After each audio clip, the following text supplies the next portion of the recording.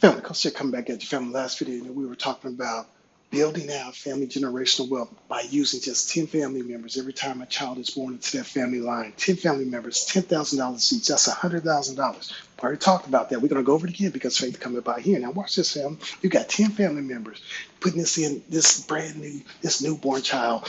Once you got a social security number, you can open up this thing called the custodial brokerage account. And now we're going to open up in that child's name. You're going to be whoever's going to be the custodian. You'll name that depending on who's the parent, responsible person. And now we're going to open it up, use the index fund. Once again, VTSAX is what we're going with. It's an index fund, lower fees. We already talked about how the fees are lower in index funds versus managed mutual funds. And it's not a single stock. So every time one of those companies fall out, another company will jump in. That's the total stock market for America. All right.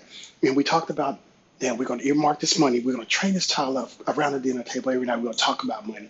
We're going to talk about money, but while they're still in the womb, they're going to hear it. All right, because faith coming by hearing. Yeah, they still hear it. Yes, 40 years. They can't touch their money for 40 years. After the 40th year, they're free to take it all out if they want to. It's on them, or else they can start being smart how much you're going to take out. Once again, we're not going to talk about anything with the Roth, IRAs, and all that.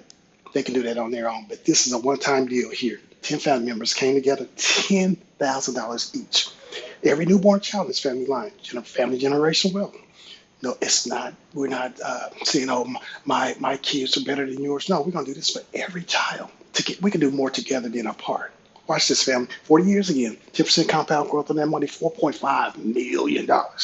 He started drawing this money out. He can use the 4% rule of thumb. That's something we use. Worst case scenario, $181,000. But we're going beyond that because now we did another calculation where he's going to start pulling out $262,000 a year based off of 10% growth on the money that's still in there.